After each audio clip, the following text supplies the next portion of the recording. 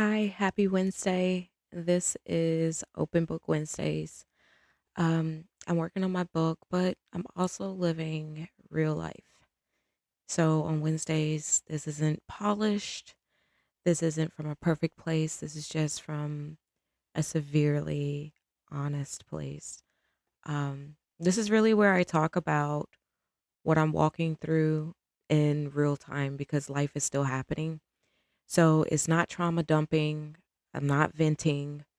Just turning experiences in my life into teachable moments because I've always believed that a lot of people can learn from each other. That's the biggest reason why I feel like we are even here is to learn from each other. Um I feel like we all have our individual paths and every now and then those paths cross. We are not going to experience grief, happiness, sadness, anger, excitement, joy all the same way because we're so individualized. But there are these moments where this parallel experience touches. And, that's why I feel like most of our experiences are not even for us. They feel horrible or they feel amazing, but they're not for us. They're to tell each other.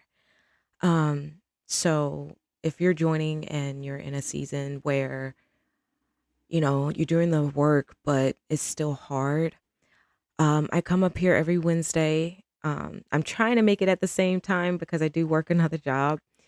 But every Wednesday I come up here and I am an open book so that maybe you can learn something from me and I can learn something from you. So right now, there's a lot of pressure and responsibility that I have. I've always kind of had that. And I've just, from an outside point of view, people feel like I succeed through it. I literally muddle through it. um, I've always tried to have more than one stream of income um, from college age. I mean, I've been to college a few times, but um, from like 18, I think that's when I first started working more than one job. I've been working since I was about 14, um, cutting grass, tilling fields, um, helping on different farms and stuff. But as I got into college, I was working three positions. I did two work study positions and full time as a waitress. And I still got through it. I don't know how. It had to be God. It wasn't me. Um, so I'm used to showing up when my body's tired. I'm used to showing up when I'm sick. I'm used to showing up when I'm having a mental breakdown. Showing up is something that I'm simply used to doing.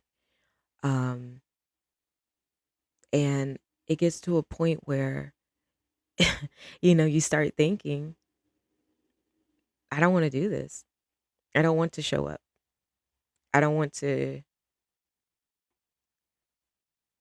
I don't want to, I don't want to feel like this while I have to do this. And I learned from just being a person that complaining about it gets you no empathy. But what also gets you no empathy is because people think you're so capable. Um, it's like you're gonna be all right. Something awful happens and it'll be okay. You always find a way through. And so you learn to carry that responsibility quietly, where it's not because you feel like I never carried it quietly because I feel like I was bothering people. I carried it quietly because I had learned that talking about it was was causing more drama and problems than just handling it. Um I am a problem solver. I see a problem and my brain automatically goes into what's the pattern that caused this and how can that pattern be adjusted to fix this? Like I think about that every all the time. And So it was never that I thought I was a bother. It was always that it just takes me a lot less time and stress to just go ahead and fix it. And unfortunately, that creates this environment where people, they don't give you the empathy that we need as humans. We need people to feel for us, not feel bad necessarily or pity us, but understand that we're going through something and we need a little bit of time to get through that. Uh, Understand when we ask for help and support, we actually do need it. Um, Example, I would ask for help with my kids. Like, I have five biological children and two stepchildren. And with my biological children, most of their lives, I've been raising them alone. And I would ask people, like, hey, I really do need a break. And you know what they do? They would laugh. They'd be like, no, you don't. You've got it. You're so, what's crazy about that? I'm not understanding because I was literally quietly having a breakdown and I needed a break from my children. And nope, it was, you got it. Not everybody, but most of the time, I ask for help. It's like, Stacy needs help. What? It's like a shock. So, um, pressure doesn't always mean that you're in the wrong place. Um, it doesn't always mean that you're doing something wrong. It doesn't always mean that your life is going wrong. Sometimes the pressure really does mean that you're being trusted with this weight. You're being trusted with this, the weight of this responsibility. And it's to mold you into the best version of yourself. We all have what our best version looks like. So I do this practice with myself. No matter how bad I feel when I wake up, no matter how awful my night was or anything, I tend to, I just pretend as much as possible to be the best version of what I think I am. And that's difficult to do because I'm literally tricking my mind into being this amazing person that I know I'm currently not. And what ends up happening is it's not that I'm lying to myself because I did do some preliminary work with really finding out who I am, what I like, what I need, what I don't need, what I want, and what I don't want. That takes some time and it's really important to do. And so as I'm tricking myself into, getting out of my funk for the morning, um, I'm tricking myself based off of reality of what I know I am. I just haven't reached that in my life yet. Hi, everyone who's joining. If you're joining me, this is Open Book Wednesdays. I'm going to set a live goal, um, if I can. I try to do this sometimes and it just doesn't work. All right, so let's edit this. I want to delete that one. Hi. So, just a heart me or a rose. Let's do 10 heart me's. Um,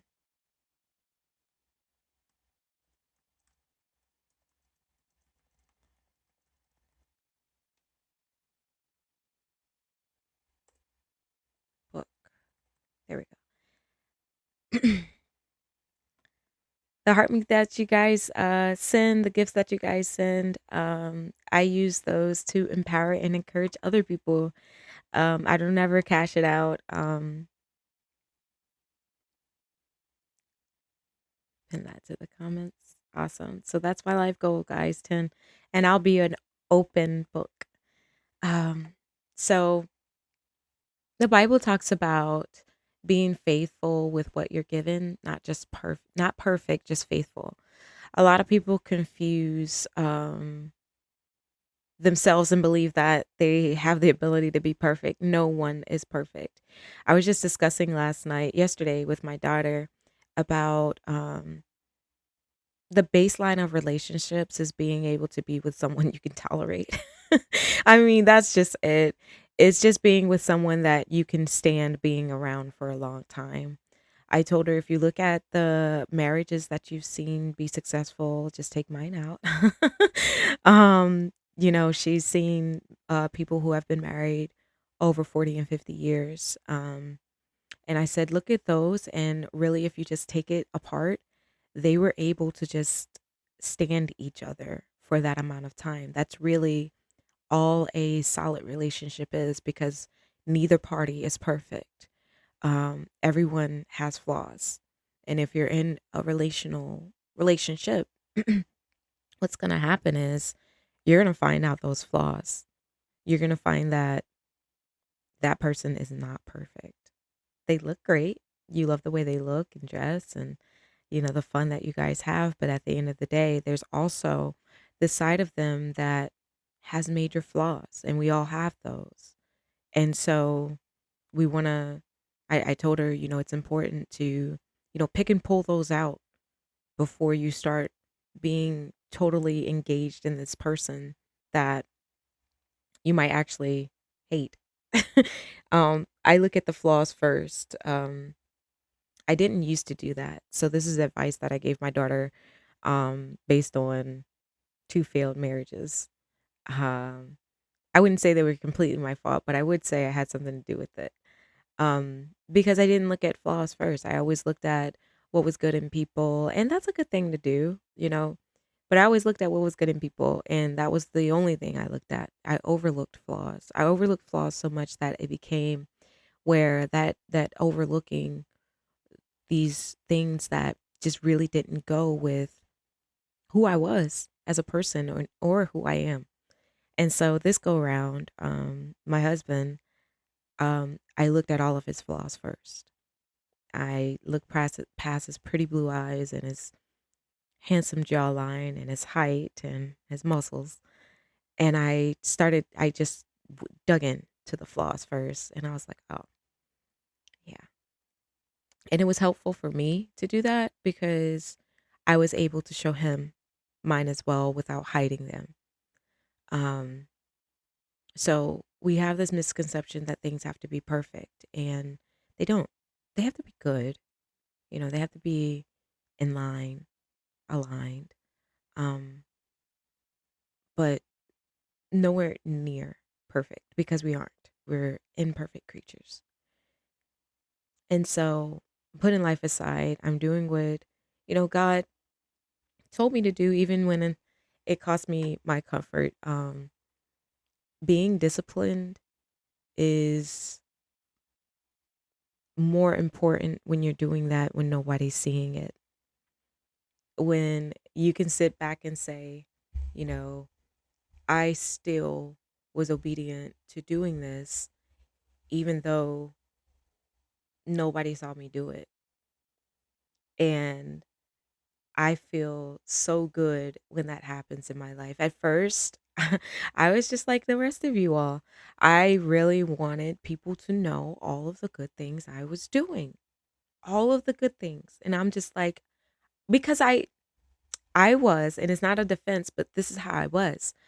I was similar to what the way I am now. I don't have a lot of friends. I don't have a lot of people encouraging me. I don't have a lot of, that circle of motivation. Um, I have a little bit more of it now, which is a lot healthier than it was before, but I didn't have that. And so for me, I needed people to tell me I did a good thing, even though I know I did a good thing, even though I know I was obedient without anybody looking. I used to need that. And now I don't care if anybody claps for me. I don't care if I get any credit for the good things that I do. My obedience isn't made to be loud. It's happening even when no one's clapping. It's being fruitful even if you don't see my fruits right now. Um it reminds me of, growing things. When you grow any plant, you plant the seed in the dirt. There's so many things that are going on inside of that dirt that you don't see happening.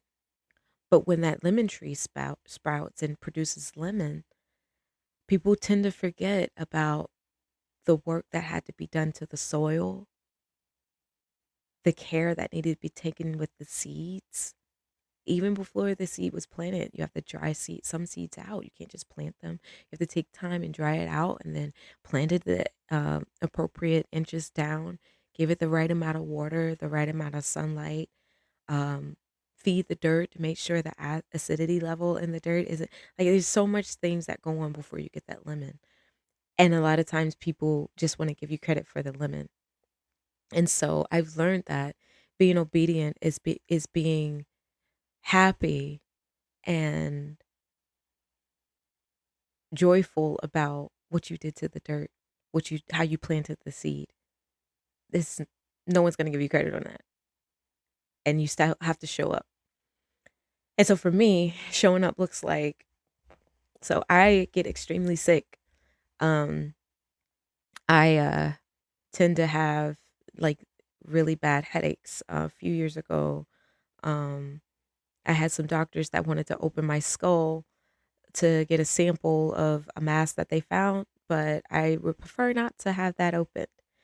And some days I just feel awful. I bleed out of my face a lot. Um, I'm allergic to so many different chemicals and food that if I eat a little bit of something that I'm not supposed to, like my body will swell up, my face will swell up. Right now my face is swollen. I Yesterday I had a really hard time. It was a really bad day. And I'm kind of paying for it today.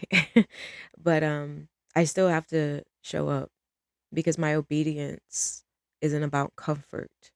What I'm supposed to be doing has nothing to do with me being comfortable right now. It's still getting up, showing up for my family, um, going to work, doing the work that I need to do. Um, so no, I'm not strong. I'm completely weak. I'm only strong because of God. That's it. Um, it doesn't mean that I'm perfect. Going back to that for some reason. Like I feel like a lot of people feel like being strong means perfect. No.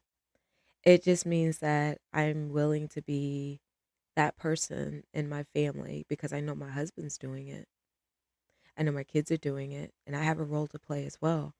And if I choose comfort over my role, over my obedience to that role, things don't get done because we all have to be on one accord. I can't have a husband doing what he's supposed to do, my kids doing what they're supposed to do, and then I'm the only one that's woe is me. Do I take breaks? Absolutely. I take time. Like yesterday, like I said, yesterday was a really bad day for me, and my husband just took care of me all afternoon and all evening. And a lot of that has to do with knowing when to take. Oh, thank you for the hearts. I really appreciate it. A lot of that has to do with just taking the time and realizing that your body's weakening out. That doesn't mean my mind stops, right? Thank you, Ama, so much. I really appreciate that. Thank you. Um, so it's about really taking that time to rest, but also knowing that there's work to do. You have work to do, and the quitting. No, no, no. We don't quit. Um, Back to my life outside of work. My husband's support is very important to me. This is the first time in my life that I've had someone that genuinely shows that doesn't just say, but shows that he cares. Um, it's different for me. It's very different because I'm used to doing everything to show that I care about myself alone. And so I am allowed spaces in my life where I can rest. Um, and I don't just have to go, go, go, go, go, go, go. Thank you so much, Ama, um, for the hearts. Um, My kids are the reason why I still go. Now it's more balanced than it ever was before. Before it was just completely off. Before I would genuinely just burn myself completely out. I was unbalanced. And what I was doing was making excuses on why I should be successful instead of just being successful. I worked a lot. I worked 15, 10, 14-hour days where I got completely burned out and I made the excuse of being successful is why I'm doing this. And no one stopped me because they were making money off of me and I was making money. Everybody was making money. No one stopped me. But I had to stop myself because um burnout is horribly real. Like you can go so long and then have years of burnout. I had 3 years of just feeling burnt out. I didn't want to show up. I didn't want to be responsible. I couldn't function. And it's because I spent almost 10 years making excuses on being successful instead of finding a way to be successful while still being able to rest. There's a way to do that. God does not want us sitting here completely useless because being burnt out, you're useless mentally, physically, emotionally, you're done. You're useless. And so, legacy, building that legacy doesn't take for you to completely deplete yourself. Building that generational wealth for your kids. And a lot of times our purpose is attached to people, and we as control freaks need to learn how to delegate that. We have to learn to trust people with the delegation of building our legacy. Um, my children, they have a responsibility in our legacy. And I teach them what their responsibility and roles are as they enter different stages of their childhood, teenagehood, and adulthood. Um, my husband also, he has a huge purpose in the legacy of our family. And so when he feels that he's not meeting that, I have a purpose in that legacy as well to motivate and support him through it. So it's all equally quilled on one accord, however you want to put it. It's on equal playing field, however you need to put it to make it understandable to you. This isn't just about you doing everything as the mother. This isn't about him doing everything as the fatherhead or the children catching up. I've seen situations where parents rely on children to build that legacy in their stead. I've seen situations where no one else does the work but the father. And all of these things can experience burnout. I was in a situation where the all of the roles were put on me, every role. And outside of making the excuse for being successful and making money, um, burnout also happened because I was the mother and the father. I was the husband and the wife. I was the delegator.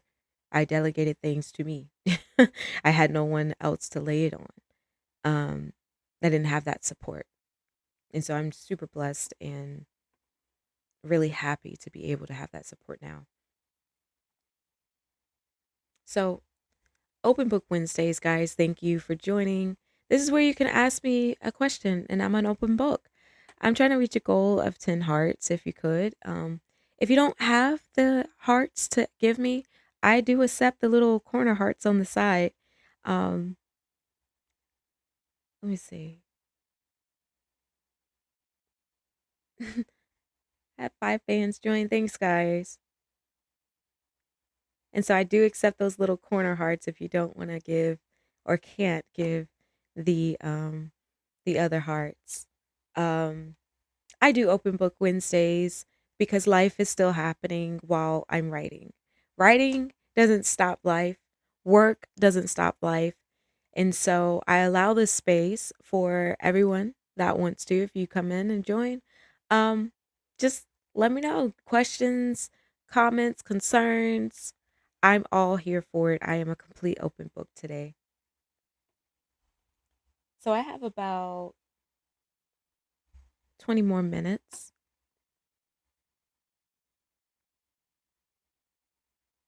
So in the last portion of this, we're going to go back into sharing. I want to share with you guys just a little bit of what I wrote recently. Let me scroll down to it.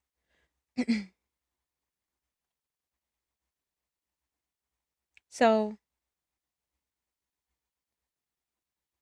there's this essay that I've been wanting to read, everyone, but I'm going to read it on a dual stream.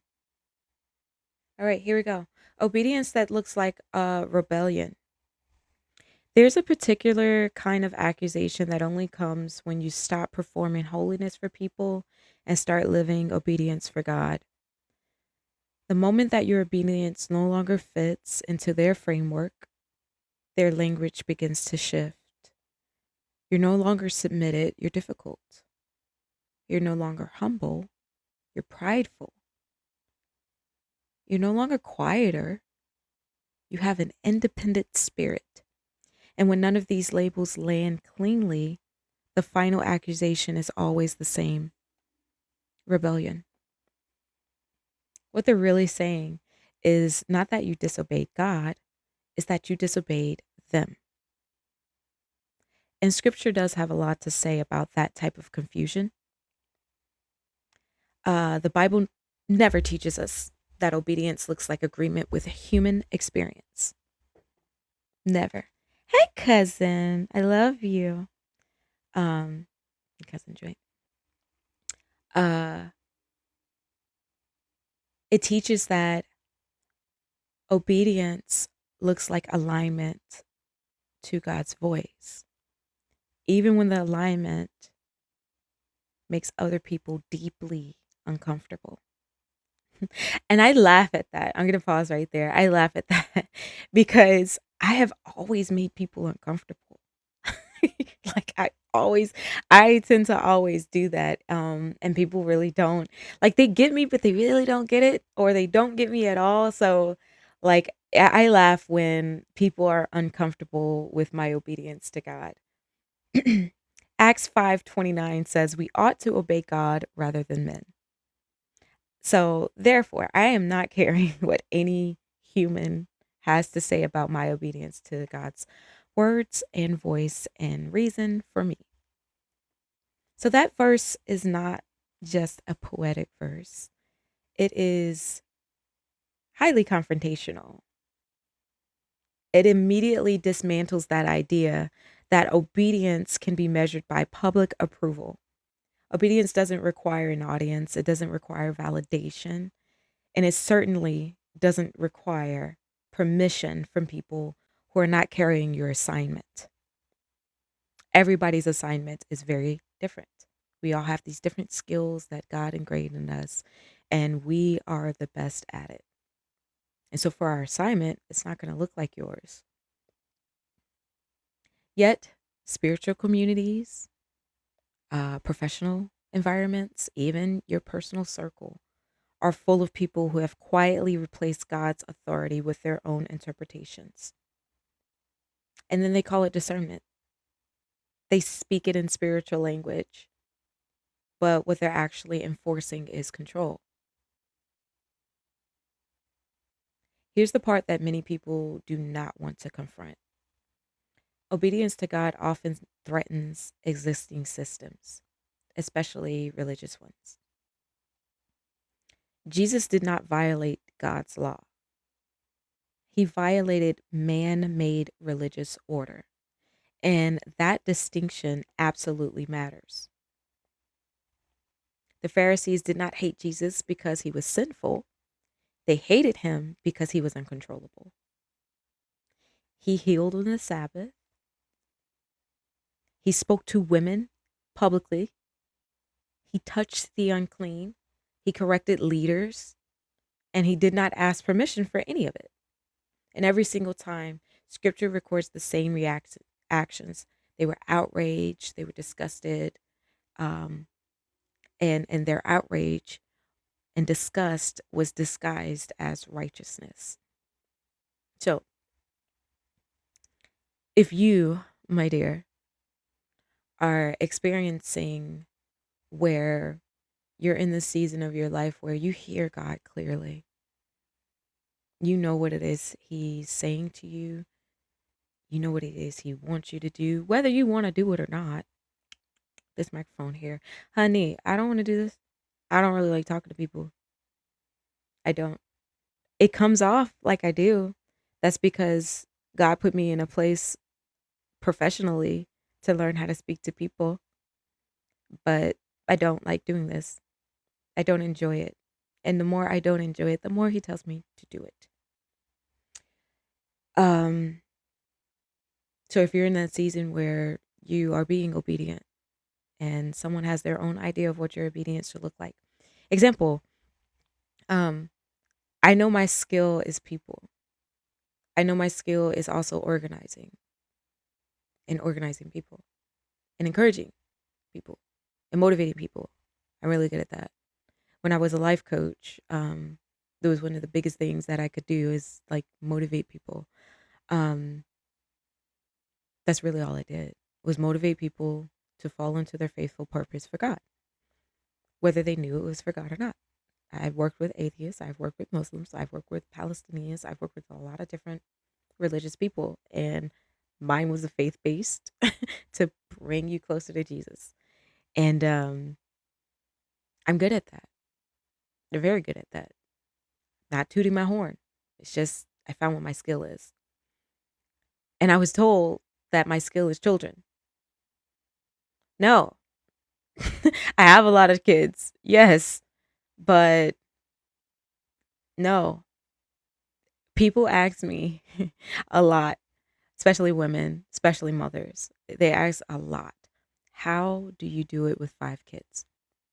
And when I respond to them, it's off putting to them because they believe that I might say something like, "Oh, you just love them. You just love them and love on them."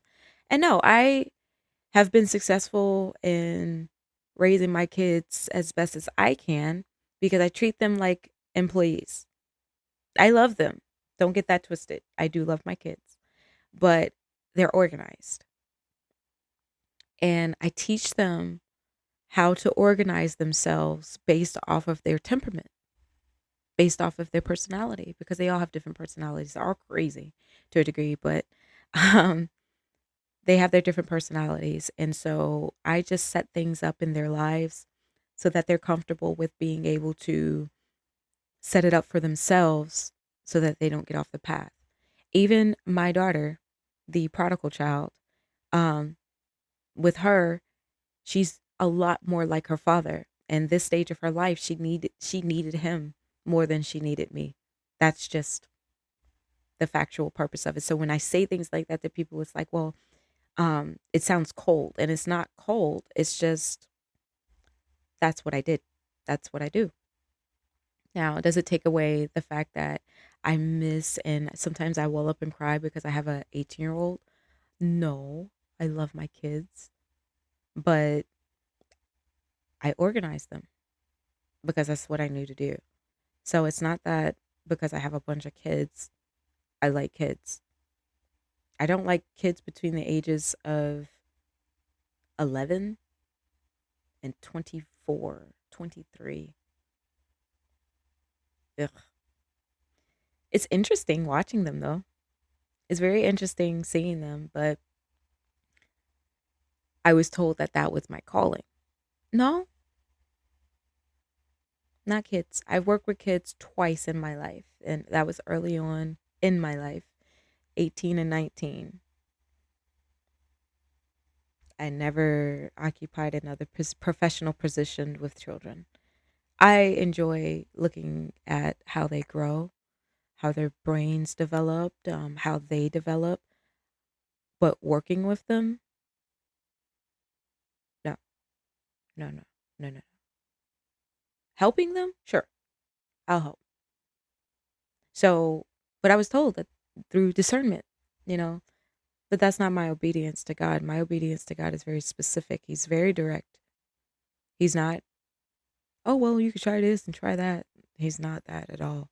He's been telling me to write since forever, since I was a little girl. Write, write, write, write, write, write, write. And when you write, you talk to them. You tell them about what you wrote. And it's just that direct. He told me one time that this is gonna hurt. He said, "This is gonna hurt. You're gonna cry. You're gonna bleed.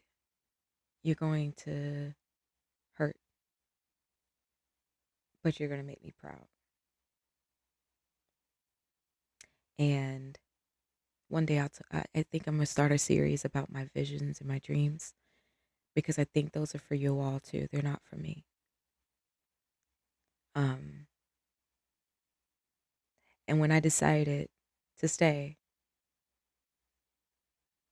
I hurt. He was right. It was gonna hurt. Um, but I had to continually um go to him. I don't have time to share that dream or vision, but I will one day. But I met God and he told me it was gonna hurt. But I know as I am obedient to him, he's proud of me. I know every day I do something or say something that he's not proud of. I'm not laughing at it because I am trying to stop. It's just I'm not perfect. I'm so far from perfect. And when we begin to accept that about ourselves, the imperfection, um, we're able to understand him a lot better, actually. Because when I used to try to be perfect, perfect to what God said to do, perfect to what people thought of me. And that is just insanity. That is real insanity because you can't do what God says and what people say. Sometimes people are going to align with what God said to do, but you can't do what God says and what people say. It's going to throw off your purpose, it's going to throw off your life. It's going to throw off your mentality. It's going to throw everything off because God is very specific. He doesn't mince words. He doesn't do word salad. It's very direct and very specific. When he said write, it's okay if you draw. It's okay if you paint. You need to be ready. When he said write, he said it was okay to learn how to drive and it was okay to understand people, but write. And because I wanted to please people too, not just God, I wanted to please people. Everything got thrown off.